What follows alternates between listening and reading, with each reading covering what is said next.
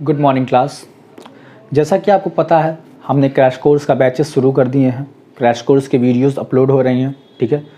तो हमने 2 chapters complete कर लिए हैं, है ना। तो अब हम तीसरे चैप्टर की ओर बढ़ते हैं जो कि है हमारा सॉलिड स्टेट्स, ठीक है। सॉलिड स्टेट्स की तरफ पढ़ते हैं। तो सॉलिड स्टेट्स में पहला पॉइंट आता है हमारा कि सॉलिड्स हैं क्या। What are solid, what are solids. The matter which has fixed volume, shape, size and mass and are rigid are called solids। अब क्या देखिए, सॉलिड्स क्या है हमारे, वो मैटर्स जिनका वॉल्यूम, शेप, साइज, जिनका वॉल्यूम, शेप, साइज, मास क्या होता है, फिक्स्ड होता है, ठीक है। और क्या, रिजिड क्या होते हैं, रिजिड होते हैं। रिजिड का मतलब तो आपको पता ही है, वो क्या किया जाते हैं, कंप्रेस नहीं किया जा सकते। कंप्रेसिबिलिटी फैक्टर उनकी क्या होती है, लो होती है काफ़ी। आर कॉल्ड सॉलिड्स, ठीक है। हमने सॉलिड्स के बारे में पढ़ लिया, उनकी प्रॉपर्टी भी देख ली, क्या होता है, सब कुछ वॉल्यूम वगैरह फिक्स होता है। अब क्या होता है, सॉलिड कुछ रेगुलर कॉन्स्टिट्यूएंट पार्टिकल से मिलके बने होते हैं, ठीक है। चलिए हम आगे बढ़ते हैं थोड़ा सा। General characteristics of solid. अब क्या होता है, सॉलिड्स के हम अंदर फोर्स के बारे में बात करते हैं। सॉलिड्स की फोर्स के बारे में बात करते हैं। क्या होता है ना, सॉलिड के अंदर जो फोर्सेस होते हैं दो कॉन्स्टिट्यूएंट पार्टिकल्स के बीच में, अगर यहाँ पे हमारे पास 2 एटम है, ठीक है, ये भी कॉपर का है, ये भी कॉपर का है, ठीक है। तो ये क्या, ये जो सॉलिड्स होंगे इनके पास एक फोर्स ऑफ अट्रैक्शन होगा, फोर्स ऑफ अट्रैक्शन होगा। अब ये फोर्स ऑफ अट्रैक्शन कितने टाइप के हो सकते हैं, ठीक है। हम अगर देखें तो हमारे पास क्या हो सकता है, आयनिक बॉन्ड हो सकता है, आयनिक बॉन्ड हो सकता है। आयनिक बॉन्ड का क्या मतलब है, electrostatic force of attraction, electrostatics force of attraction, ठीक है, ये हो सकता है। प्लस और क्या हो सकता है, दूसरा कोवैलेंट बॉन्ड हो सकता है, कोवैलेंट बॉन्ड हो सकता है। कोवैलेंट बॉन्ड का क्या मतलब है, mutual sharing, mutual sharing, sharing of electrons हो सकते हैं।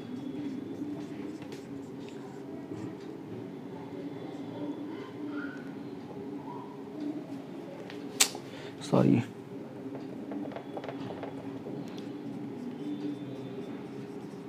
इलेक्ट्रॉन्स हो सकते हैं, ठीक है। दूसरा क्या हो सकता है, वंडर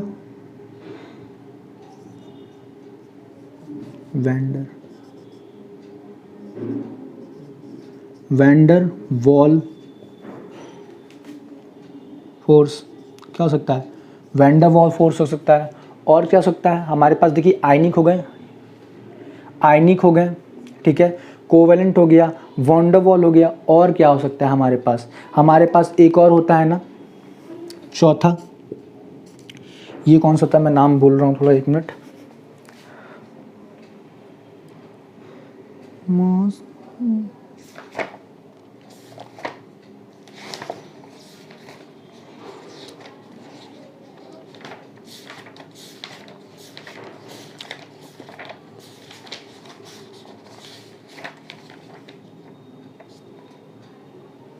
सॉरी, मेटेलिक हो सकता है, सॉरी मैं भूल गया था नाम, मेटेलिक हो सकता है,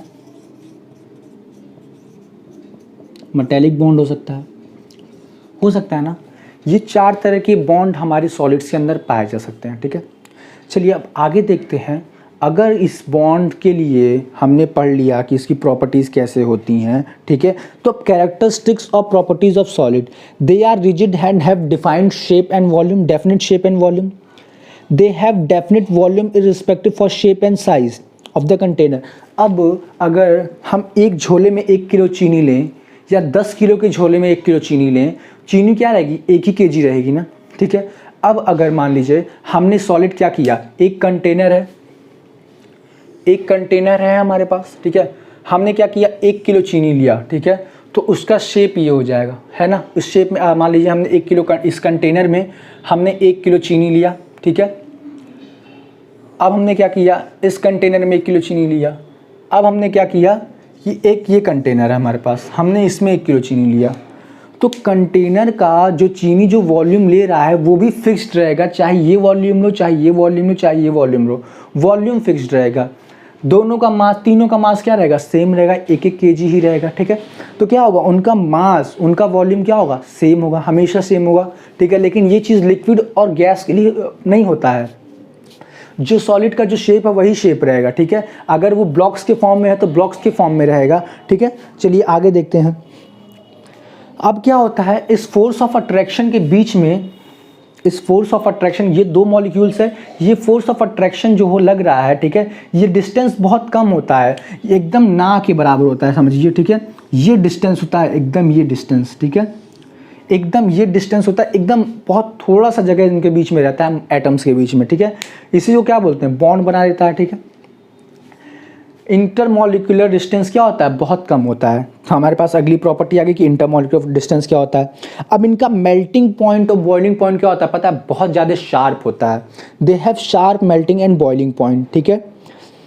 इनकी डेंसिटी क्या होती है, इनकी डेंसिटी बहुत हाई होती है। जब एटम्स बहुत पास पास रहेंगे तो थोड़े से एरिया में ज़्यादा लोग आ जाएंगे। अगर मान लीजिए हमने किसी को लाइन से रखा, ठीक है, जगह बड़ी है, हमारे पास छोटी, हमने लाइन से सबको लगाते हुए चला, ठीक, पास, तो क्या होगा, उनकी डेंसिटी बढ़ जाएगी। लेकिन अगर हमने उनको बस ऐसे लाके छोड़ दिया उसमें, तो क्या होगा, उनकी डेंसिटी कम होगी। क्यों, क्योंकि सब अपने कंफर्ट जोन में जाना चाहेंगे, सब अपना एरिया लेंगे, है ना। तो क्या होगा, उनकी डेंसिटी कम होगी। चलिए आगे देखते हैं। इनकी डिफ्यूज़न प्रॉपर्टी क्या होती है, इनकी डिफ्यूज़न पावर क्या होता है, बहुत ही ज़्यादा कम होता है।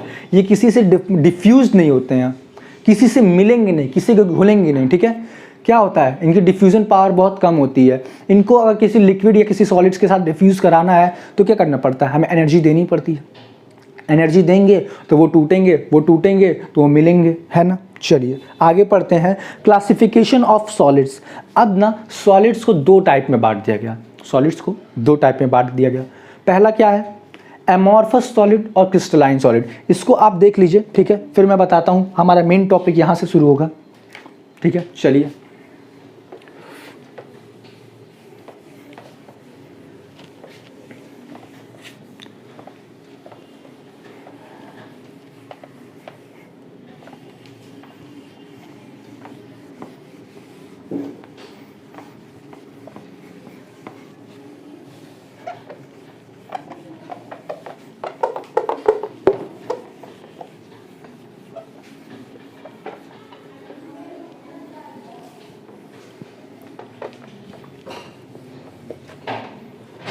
अब क्या किया गया ना, सॉलिड्स को 2 टाइप में बांट दिया गया, डिवाइड कर दिया, क्लासिफाई कर दिया गया।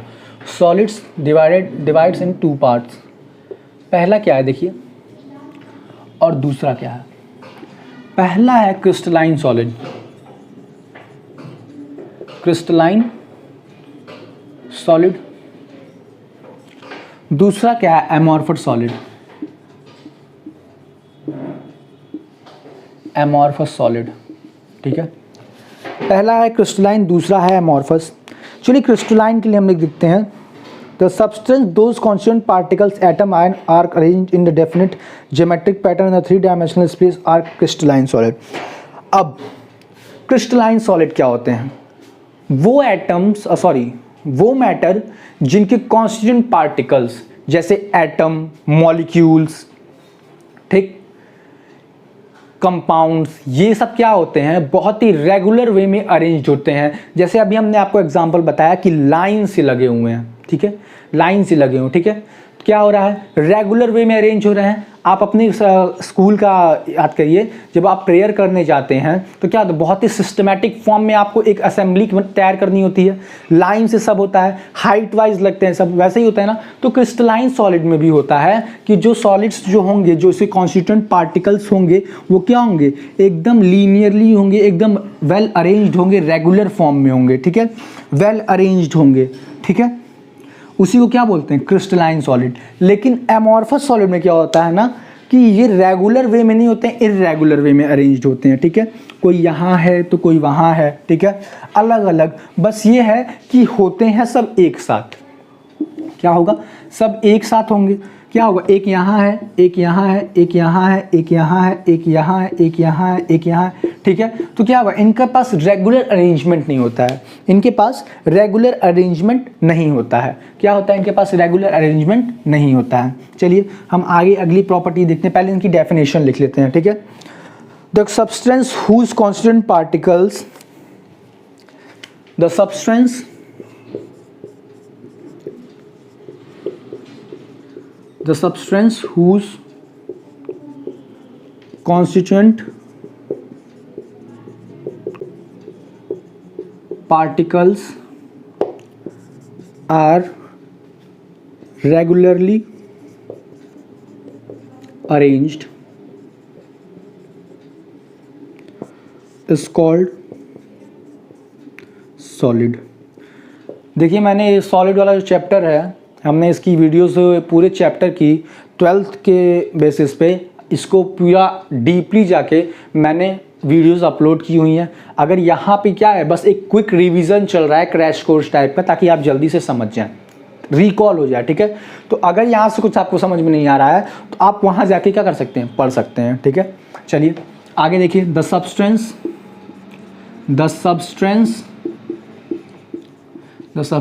whose constituent particles are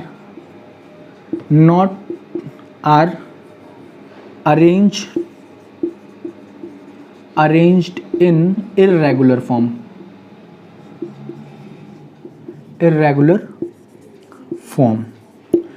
अब क्रिस्टलाइन सॉलिड को हम ट्रू सॉलिड बोलते हैं। ये तो हमारा डेफिनेशन वाला पॉइंट हो गया, ये क्या हो गया, हमारा डेफिनेशन वाला पॉइंट हो गया। इसके बाद इसको क्या बोलते हैं ना, ट्रू सॉलिड बोलते हैं। ट्रू सॉलिड क्यों बोलते हैं, और इसको सूडो सॉलिड बोलते हैं या फिर फेक सॉलिड बोलते हैं। क्या बोलते हैं, फेक सॉलिड और सूडो सॉलिड, ठीक है। क्यों इसको ट्रू सॉलिड बोलते हैं, क्यों इसको सूडो सॉलिड बोलते हैं, क्यों इसको फेक सॉलिड बोलते हैं। देखिए क्या होता है ना, क्रिस्टलाइन सॉलिड्स में वो सॉलिड्स आते हैं जो ट्रूली सॉलिड होते हैं, जैसे आयरन, कोबाल्ट, निकेल, ठीक है, ये सब क्या है, ट्रूली सॉलिड हैं, ठीक है। अब लेकिन एमॉर्फस सॉलिड में वो आते हैं ना, उनको एमॉर्फस सॉलिड को क्या बोलते हैं, सुपर कूल्ड लिक्विड भी बोलते हैं। क्या बोलते हैं, सुपर कूल्ड लिक्विड। जैसे ग्लास, शीशा, वो क्या होता है, उसको सुपर कूल्ड लिक्विड कहा जाता है। क्यों कहा जाता है, अगर आप एक ही घर में 5-7 साल से ज़्यादा से रह रहे हो, ठीक है, तो आप देखिए अगर जो शीशा आपके आते समय लगा रहा होगा, वो क्या है, ऊपर से पतला रहता है और नीचे से इस समय मोटा हो गया होगा। क्यों रहा होगा, जब नया नया लगा होगा तब तो यूनिफॉर्मली डिस्ट्रीब्यूट होगा, हर एक तरह से सब कुछ रहा होगा। लेकिन अब जब देखेंगे ना आप, ऊपर से पतला और नीचे से मोटा होता है। क्यों, because they have tendency to flow. इनके पास एक प्रॉपर्टी क्या होती है, टेंडेंसी टू फ्लो। इनके पास एक प्रॉपर्टी होती है फ्लो करने की। लेकिन फ्लो कैसा होगा, बहुत ही धीमा, बहुत ही धीमा, ठीक है। जितना धीमा आप सोच सकते हैं उतना धीमा ये होता है, ठीक है। चलिए हम आगे देखते हैं क्या है क्रिस्टलाइन सॉलिड के लिए। इनके पास क्या होता है, लॉन्ग रेंज ऑर्डर होता है। क्रिस्टलाइन सॉलिड के पास क्या होता है, long range order. What is long range order, देखिए लॉन्ग रेंज ऑर्डर क्या होता है, देखिए ये है सिस्टमैटिक वे में सचता जा रहा है।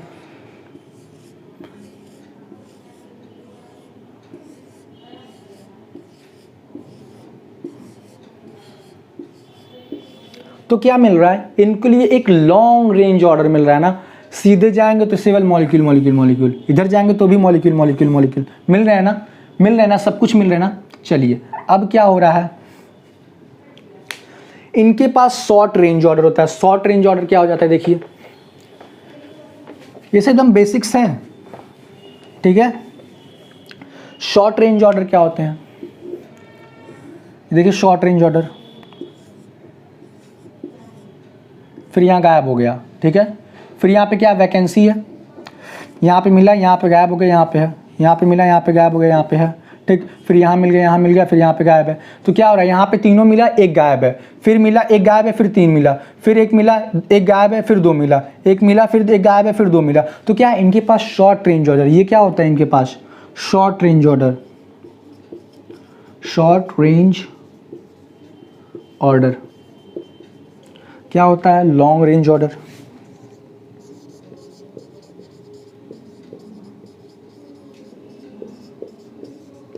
ठीक है, इनके पास क्या होता है, short range order and long range order. चलिए इसको नोट करिए।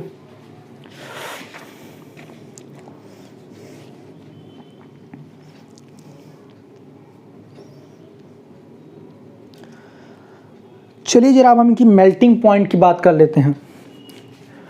इसको नोट हो गया, मिटाएं। चलिए अब इनका जो रेंज होता है, मतलब सॉरी मेल्टिंग पॉइंट जो होता है शार्प होता है। किसका, क्रिस्टलाइन सॉलिड का क्या होता है, शार्प होता है। Crystalline solid have sharp melting point, ठीक है, फॉर अ पर्टिकुलर सॉलिड। किसी एक सॉलिड के लिए क्या होगा, वो अगर मान लीजिए हम एक सॉलिड की स्टडी कर रहे हैं तो उसका क्या होगा, मेल्टिंग पॉइंट क्या आएगा, शार्प आएगा। अब शार्प का क्या मतलब होता है, चलिए ये भी पढ़ेंगे, अभी हम देखेंगे, ठीक है। अब आगे देखिए, एमॉर्फस सॉलिड का जो हमारा मेल्टिंग पॉइंट होता है वो ओवर अ रेंज होता है, ठीक है। इसका क्या मतलब है, देखिए मेल्टिंग पॉइंट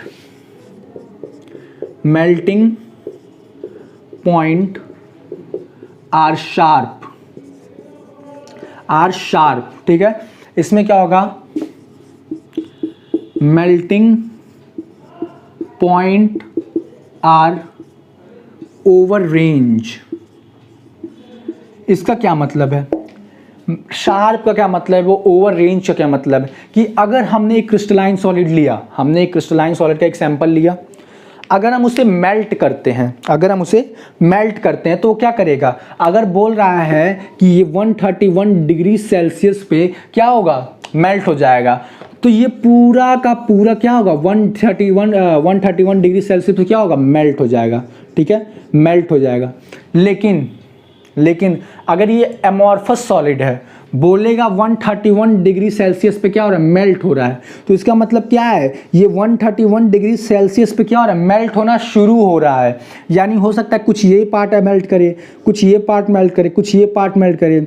अब इसका मेल्टिंग पॉइंट क्या होगा ना, देखिए 131 से 181 डिग्री सेल्सियस पे क्या करेगा, वेरी करेगा। यानी यहाँ से लेके यहाँ तक पे जाने पे ये क्या होगा, ये पूरा क्या होगा, मेल्ट हो जाएगा। लेकिन अगर इसका दिया होगा, अगर क्रिस्टलाइन सॉलिड का बोल रहा है, तो ये 131 डिग्री पे क्या होगा, पूरा मेल्ट हो जाएगा, पूरा बॉयल हो जाएगा। इनकी मेल्टिंग बॉइलिंग पॉइंट क्या होती है, शार्प होती है। इसी तरह इनका क्या होता है, ओवर रेंज होता है, ठीक है। चलिए आगे देखते हैं क्या है।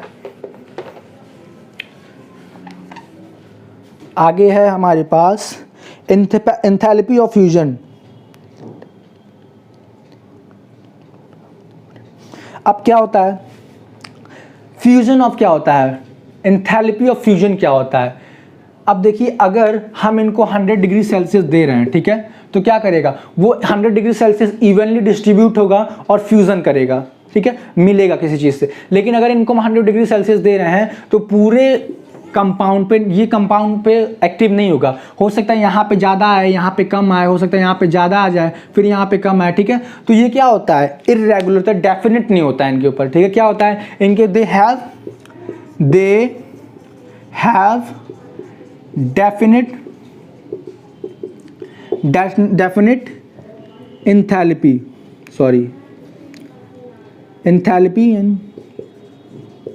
एंथैल्पी ऑफ फ्यूजन, ठीक है। इनके पास क्या होता है, they do not have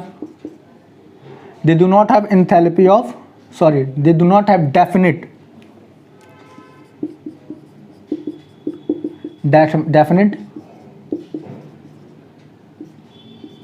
enthalpy of fusion. इनकी फ्यूजन एंथैल्पी क्या होती है? डेफिनेट होती है, इनकी डेफिनेट नहीं होती है, इनकी फिक्स्ड होती है, इनकी फिक्स्ड नहीं होती है। ठीक है, चलिए आगे देखते हैं एनेंसियोट्रॉपिक क्या होता है। Crystalline solid are anisotropic. ठीक है, they are anisotropic and have different physical properties in their different directions. अब क्या होता है कि अगर हम एक क्रिस्टलाइन सॉलिड को बनाते हैं, चलिए देखिए जरा हम क्या कर रहे हैं, एक क्रिस्टलाइन सॉलिड को डिस्कस करने जा रहे हैं। सबसे पहले देखिए क्या होता है क्रिस्टलाइन सॉलिड का। अगर हमारे पास एक क्रिस्टलाइन सॉलिड है, क्या है? एक क्रिस्टलाइन सॉलिड है। ठीक है, अब ये क्या कर रहा है, यहाँ पे मान लीजिए हमने इसकी मॉलिक्यूल्स को क्या किया, सजाया गया है। ठीक है, हमने इस मॉलिक्यूल्स को सजाया। ठीक है, हमने इस मॉलिक्यूल्स को सजाया। ठीक है, हमने इस मॉलिक्यूल्स को सजाया।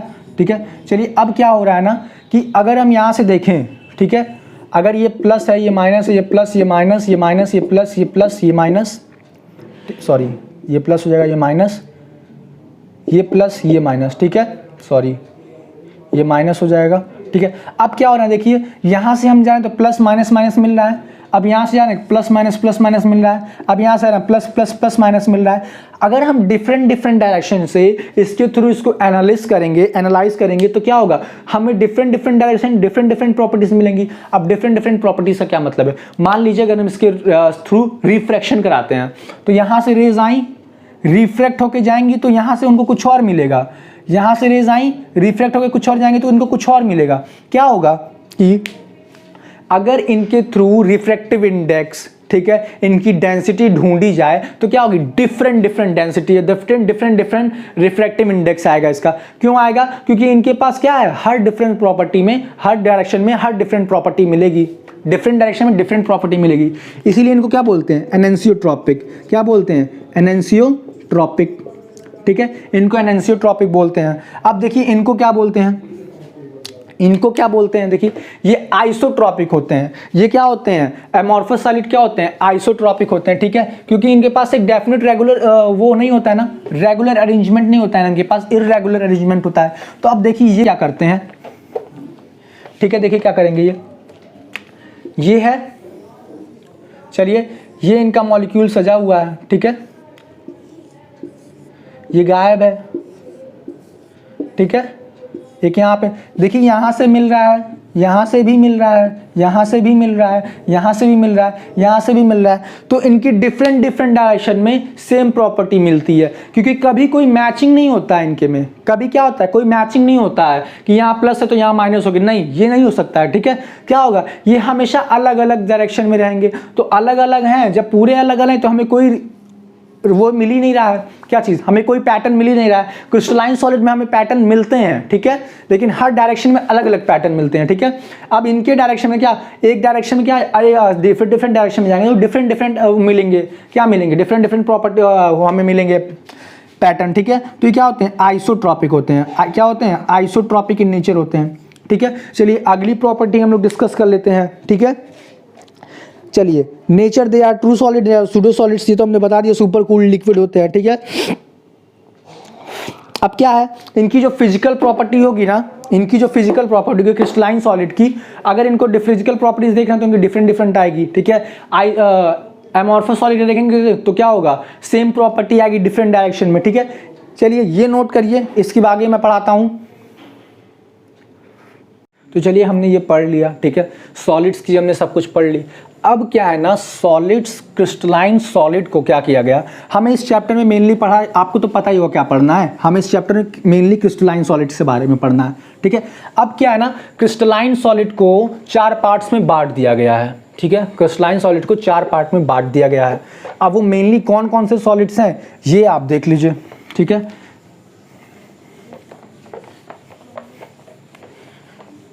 ये कोई मशीन लग जाता कि एक बटन दबाओ पूरा बोर्ड साफ।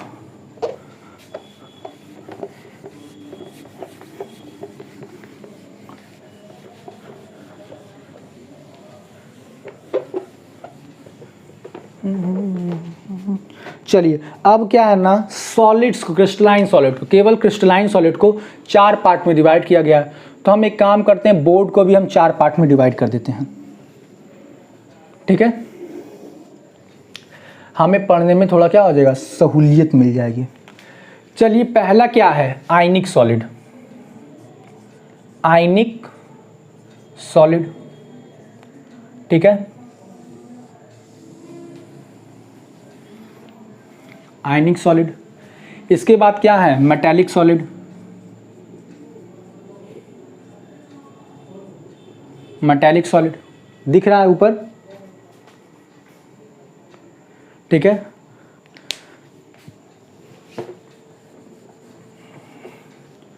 क्या है, मेटालिक सॉलिड।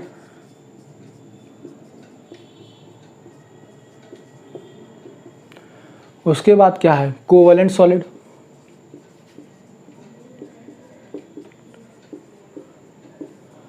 और आखिरी में है हमारा, कहाँ गया,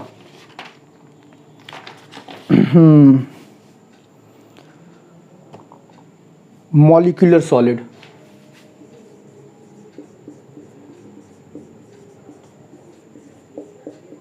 ठीक है। चलिए, आयनिक में है, फोर्स कौन सा होगा, फोर्स ऑफ अट्रैक्शन में कौन सा होगा, इलेक्ट्रोस्टैटिक, इलेक्ट्रोस्टैटिक्स फोर्स, ठीक है, या फिर इसे क्या बोल सकते हैं, आयनिक बॉन्ड बोल सकते हैं। देखिए, आपके क्वेश्चन में कुछ भी पूछ सकता है, ठीक है, पूछ लेगा कि आयनिक बॉन्ड में फोर्स ऑफ अट्रैक्शन क्या होता है, तो आप एग्जाम में वो मत लिखिएगा भैया आयनिक बॉन्ड होता, नहीं, इलेक्ट्रोस्टैटिक फोर्स होता है। कौन सा होता है, इलेक्ट्रोस्टैटिक फोर्स होता है।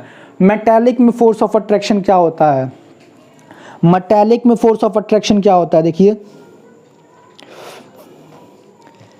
अब यहां पे ना क्या होता है, पॉजिटिव क्या होता है, पॉजिटिव केटायन क्या होता है, केटायन, केटायन और इलेक्ट्रॉन क्लाउड, इलेक्ट्रॉन क्लाउड के बीच, इलेक्ट्रॉन क्लाउड्स के बीच क्या होता है, फोर्स ऑफ अट्रैक्शन लगता है, ठीक है। अब कोवेलेंट में क्या होता है, कोवेलेंट बॉन्ड होता है, ठीक है, कौन सा होता है, कोवेलेंट बॉन्ड होता है। कोवेलेंट बॉन्ड क्या होता है, म्यूचुअल शेयरिंग, म्यूचुअल शेयरिंग, ठीक है। मॉलिक्यूलर में क्या होता है, van der waals force of attraction,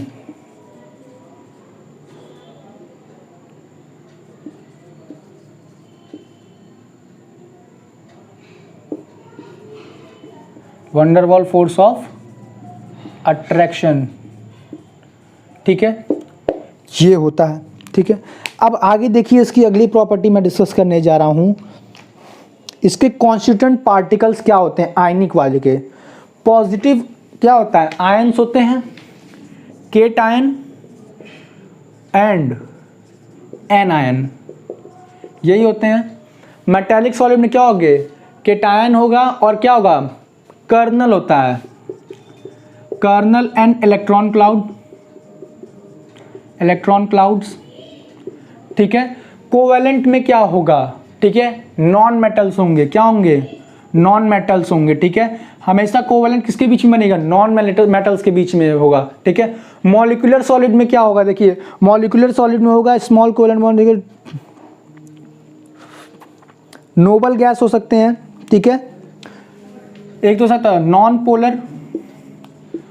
polar atoms, ठीक है, और क्या हो सकते हैं, नोबल गैस हो सकते हैं, ठीक है, एसेट्रा। अब देखिए क्या है, फोर्स ऑफ अट्रैक्शन हमने पढ़ लिया है, ठीक है।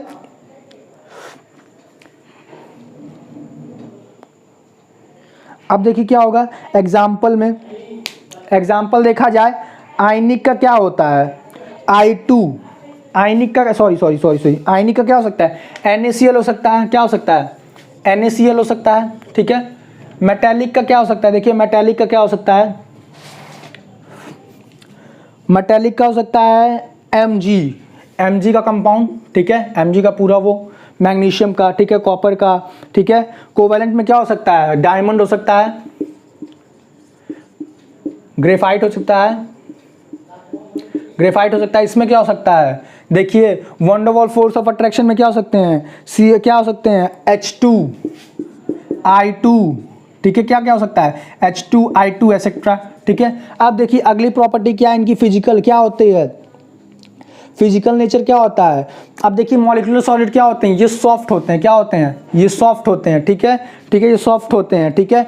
अब इसमें भी सॉफ्ट कौन सा, एक होता है हाइड्रोजन बॉन्डिंग से जो बनेगा, अब इनमें भी जो हाइड्रोजन बॉन्डिंग से बनेगा वो हार्ड होगा,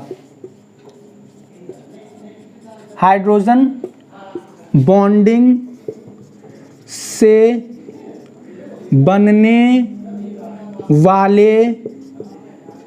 बनने वाले सॉलिड क्या होंगे, हार्ड होंगे, ठीक है। ये क्या एक्सेप्शन में आ जाएगा, ठीक है। अब देखिए इसमें क्या होता है, वेरी हाई होता है, सॉरी वेरी हार्ड होता है। कौन सा होता है, आयनिक वाला क्या होता है, वेरी हार्ड होता है, वेरी हार्ड होगा, क्या होगा, वेरी हार्ड होगा, ठीक है। मेटेलिक सॉल्ट होगा, ये क्या होगा, वेरी वेरी हार्ड होगा, क्या होगा, हार्डेस्ट, क्या होगा, हार्डेस्ट होगा, हार्डेस्ट होता है, ठीक है। और ये क्या हो जाएगा भैया, कोवेलेंट, वेरी हार्ड, क्या हो जाएगा, ये भी हार्ड होता है, ठीक है। लेकिन डायमंड, कोवेलेंट में डायमंड सबसे हार्ड होता है, क्या होता है, सबसे हार्ड होता है डायमंड। डायमंड से तुम कुछ भी तोड़ दो लेकिन किसी चीज से डायमंड को नहीं तोड़ सकते हो। डायमंड से तुम कुछ भी तोड़ो लेकिन डायमंड को किसी चीज से नहीं तोड़ सकते हो सिवाय डायमंड के। बोलते हैं ना, एक कहावत बनी है कि लोहे को लोहा काटता है, वैसे ही डायमंड को डायमंड काटता है, ठीक है। चलिए आगे देखते हैं, इलेक्ट्रिकल कंडक्टिविटी। इलेक्ट्रिकल कंडक्टिविटी क्या होगी, ये क्या होते हैं, इंसुलेटर होते हैं, क्या होते हैं, इंसुलेटर होते हैं, ठीक है। आयनिक बॉन्ड क्या होता है, ये क्या मोल्टन स्टेट में देता है, मोल्टन स्टेट कंडक्टर, ठीक है। लेकिन सॉलिड में क्या होगा, नॉन कंडक्टर, क्या होगा, सॉलिड में नॉन कंडक्टर होगा, इंसुलेटर होगा। ये भी क्या होता है, कंडक्टर होता है, क्या होता है, कंडक्टर होता है। ये क्या होता है, इंसुलेटर होता है, इंसुलेटर होता है। लेकिन क्या होता है, ग्रेफाइट, ग्रेफाइट क्या होता है, कंडक्टर होता है, कंडक्टर होता है। अब देखिए भैया ग्रेफाइट ही कंडक्टर क्यों होता है, इस पूरे कोवेलेंट में जितने भी कोवेलेंट सॉलिड है उसमें एक ही एक्सेप्शन है, ग्रेफाइट। ग्रेफाइट ही क्या है, कंडक्टेंस शो करेगा, और कोई शो करे तो भैया नाम बदल दो उसका, वो कोवेलेंट बॉन्ड में नहीं आएगा, ठीक है। अब चलिए देखते हैं आगे, क्रिस्टल लैटिस और space lattice and unit cell. अब देखिए क्या होता है, क्रिस्टल लैटिस, स्पेस लैटिस और यूनिट सेल। फिलहाल इसको नोट करिए तो बताएं। चलिए आगे बढ़ते हैं, crystal lattice, space, unit cell, ये सब क्या होते हैं, ठीक है। चलिए मजा आने वाला है इस चैप्टर में, बहुत बढ़िया है, बता रहे हैं बहुत बढ़िया चैप्टर है। इससे बढ़िया चैप्टर आप पढ़ेंगे नहीं कहीं। डिटेल में पढ़ना हो तो आप क्लास 12 के जितने भी लेक्चर्स मैंने सॉलिड स्टेट पे डाले हैं वो आप देख सकते हैं, कोई दिक्कत नहीं आएगा आपको, ठीक है।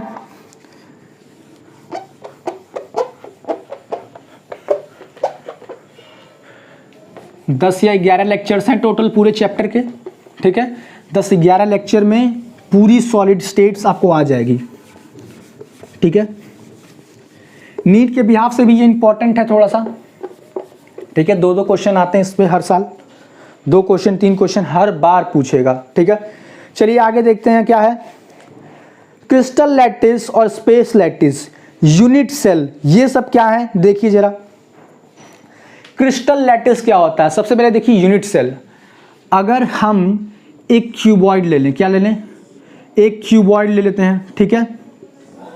एक हमने एक क्यूबॉइड बना दी, क्यूबॉइड से हमने क्या किया, अगर इसके कॉन्स्टिट्यूएंट एटम्स में क्या किया गया, कॉन्स्टिट्यूएंट पार्टिकल्स को सजाया गया, ठीक है, उसी को हम क्या बोलते हैं, यूनिट सेल बोलते हैं।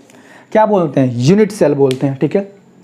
यूनिट सेल बोलेंगे इसको, प्रिमिटिव सेल बोलेंगे, यूनिट सेल बोलेंगे, सॉरी प्रिमिटिव बोल दिया मैंने, यूनिट सेल बोलेंगे। कॉन्स्टिट्यूएंट पार्टिकल्स के एक मॉलिक्यूल को किस तरह सजाया जा रहा है, ठीक है, कांस्टेंट पार्टिकल को किस तरह सजाया जा रहा है, उसको क्या बोलते हैं, यूनिट सेल बोलते हैं। और यूनिट सेल के रिपीटेशन से क्या बोलते हैं इसको? सबसे पहले तो उसको यूनिट सेल बोलते हैं। कुछ एटम्स को एक परफेक्टली अलाइंड अरेंजमेंट में सजाया जाता है, उसे क्या बोलते हैं? यूनिट सेल बोलते हैं। ठीक है, यूनिट सेल को बार बार रिपीट करने पे, यानी एक यूनिट सेल है, अगर ये एक यूनिट सेल है, दूसरा, तीसरा, चौथा, पांचवा, छठवां, सातवां, आठवां, नौवां, 10वां, ऐसे हम क्या कर रहे हैं? सजाते जा रहे हैं, तो वो क्या होगा? एक क्रिस्टल लैटिस का फॉर्म करेगा। ठीक है, क्या फॉर्म करेगा? क्रिस्टल लैटिस का फॉर्म करेगा। और वो एक जब मेजर फॉर्म में आ जाएगा तो क्या सॉलिड हमें मिल जाता है। ठीक है, कंपाउंड मिल जाएगा। चलिए अब देखिए जरा, मैं क्रिस्टल लैटिस के बारे में पढ़ रहा हूं। A crystal lattice is a regular arrangement of the constant particle, atom, ion और molecule of a crystalline solid in 3-dimensional space.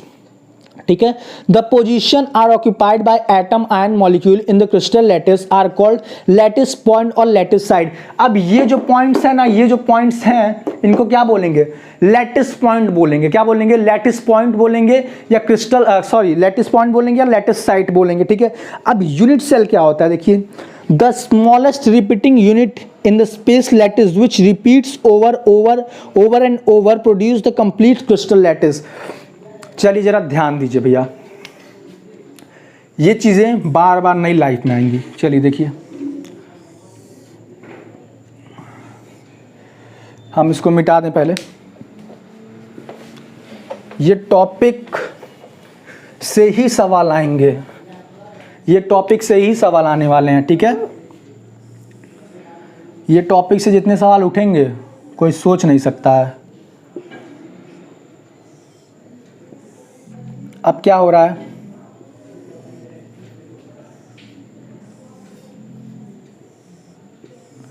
ठीक है, अब देखिए क्या हो रहा है।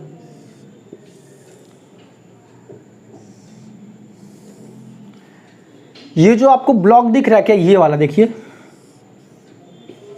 एक इसमें क्यूब दिख रहा है क्या? ये पूरा एक ब्लॉक निकाल दीजिए, एक ब्लॉक निकाल दीजिए, एक ब्लॉक निकाल दीजिए, छोटे छोटे ऐसे ऐसे ब्लॉक निकलते जाएंगे। क्या होंगे? छोटे छोटे ब्लॉक निकल जाएंगे। इसी एक छोटे से ब्लॉक को क्या बोल रहे हैं हम लोग? क्रिस्टल लैटिस बोल रहे हैं। क्या बोल रहे हैं? Crystal lattice. यूनिट सेल बोल रहे हैं। क्या बोल रहे हैं? यूनिट सेल बोल रहे हैं। इसी यूनिट सेल को बार बार एक साथ सजा के रखेंगे तो क्या बनाएगा? क्रिस्टल लैटिस बना देगा। क्या बनाएगा? क्रिस्टल लैटिस बनाएगा। इन्हीं पॉइंट्स को क्या बोलते हैं? क्रिस्टल लैटिस पॉइंट बोलते हैं। इन्हीं पॉइंट्स को क्या बोलते हैं? लैटिस पॉइंट बोलते हैं। ठीक है, लैटिस पॉइंट। ये सारे बहुत सारे हैं, एक अकेला अगर हमने बना दिया तो क्या बनेगा? कुछ ऐसा बनेगा। ठीक है, कुछ ऐसा बनेगा।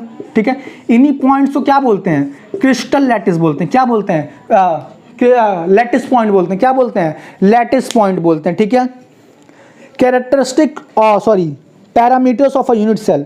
अब parameters of a unit cell देखिए क्या है। ठीक है, पहले इसको देख लीजिए, फिर हम बताते हैं parameter of a unit cell क्या है।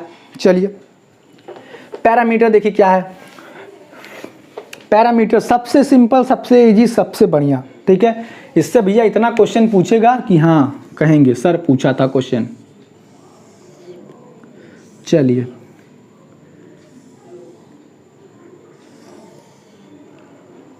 मैं भैया बोल रहा हूं, जिसको जो नहीं समझ में आएगा या तो कमेंट सेक्शन में कमेंट कर देगा।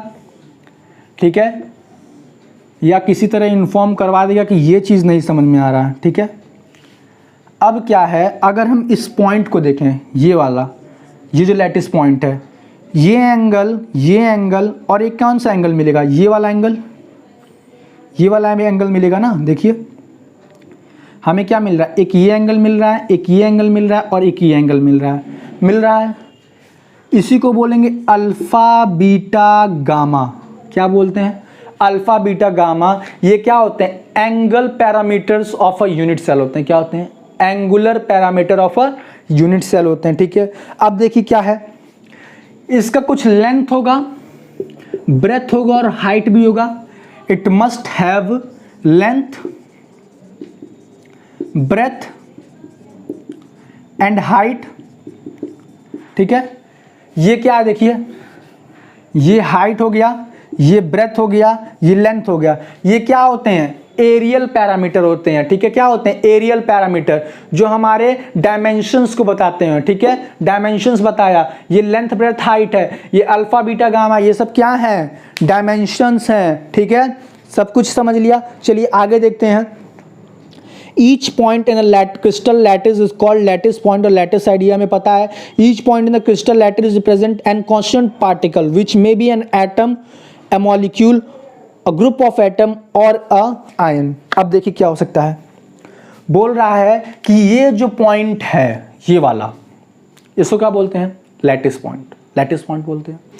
अब ये लैटिस पॉइंट हमें क्या दिखाएगा, बोलेगा या ये तो क्या एक हो सकता है, या तो एक एटम हो, ये पूरा इस पोजीशन पे क्या मिलेगा हमें, या तो एक एटम मिलेगा या आयन मिलेगा या मॉलिक्यूल मिलेगा, मॉलिक्यूल ग्रुप ऑफ एटम मिलेगा। ठीक है, क्या मिल सकता है, मॉलिक्यूल मिल सकता है, एटम मिल सकता है, आयन मिल सकता है इसी लैटिस पॉइंट पे। ठीक है, कुछ ना कुछ होगा। ठीक है, चलिए आगे देखते हैं क्या है। The three dimensional arrangement of lattice point represent a crystal lattice. ये क्या रिप्रेजेंट कर रहा है, क्रिस्टल लैटिस रिप्रेजेंट कर रहा है। इसको बार बार रिपीट करेंगे तो ये क्या है, यूनिट सेल है। ठीक है, टाइप्स ऑफ क्रिस्टल लैटिस। अब देखिए हमारे पास क्या है, टाइप्स ऑफ क्रिस्टल लैटिस है ना। देखिए क्या है, पहले हमारे पास प्रिमिटिव यूनिट सेल और सेंटर्ड यूनिट सेल। चलिए हम ये देख लेते हैं क्या है, फिर हमारा क्या होगा, काम आगे बढ़ जाएगा। ठीक है, चलिए देखते हैं आगे क्या है। फेस सेंटर्ड यूनिट सेल, ठीक है, प्रिमिटिव यूनिट सेल।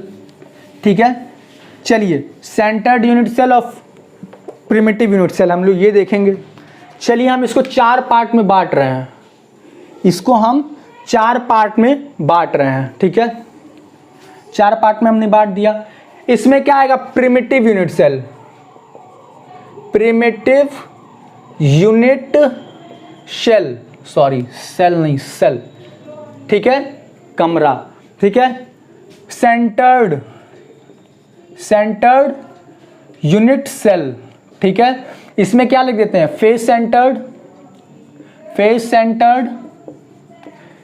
ठीक है, ये क्या, ये पहला है, ये दूसरे का पहला है, ये दूसरे का दूसरा है। ठीक है, ये दूसरे का तीसरा है। ठीक है, प्रिमिटिव यूनिट सेल क्या होता है, वो यूनिट सेल जिसके कॉर्नर्स पे एटम हो। एक मैजिकल क्यूब जानते हैं क्या, रूबिकस क्यूब जिसे हम बोलते हैं, क्या बोलते हैं, रूबिकस क्यूब बोलते हैं ना। चलिए अब वो क्या होता है कि प्रिमिटिव यूनिट सेल में क्या होगा, एटम यहां पे होंगे, हमेशा कॉर्नर्स पे एटम होंगे। क्या होंगे, कॉर्नर्स पे एटम होंगे।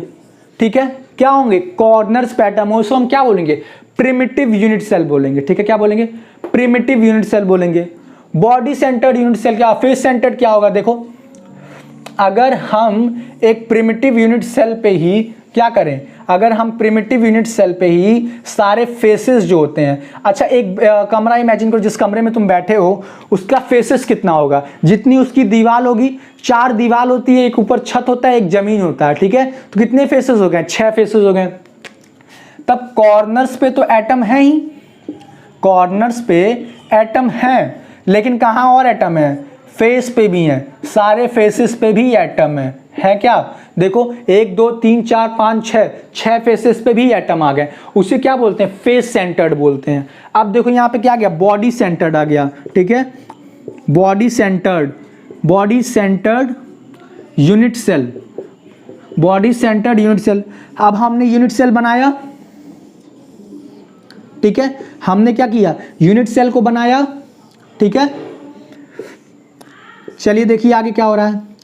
अब क्या, सारे कॉर्नर्स पे एटम आ गए, सारे कॉर्नर्स पे एटम आ गए। ठीक है, अब क्या होगा, एक बॉडी के बीच में एटम आ जाएगा, क्या आ जाएगा, एक बॉडी के बीच में एटम आ गया। ठीक है, इसलिए क्या बोलते हैं, बॉडी सेंटर्ड यूनिट सेल बोलते हैं। ठीक है, क्यूबिक यूनिट सेल होता है। ठीक है, ये चीज हम क्या पढ़ रहे हैं, क्यूब के लिए पढ़ रहे हैं, इसलिए क्यूबिक यूनिट सेल बोलते हैं इसको। ठीक है, body centred cubic unit cell बोलते हैं इसको। ठीक है, वो आप लिख लीजिएगा।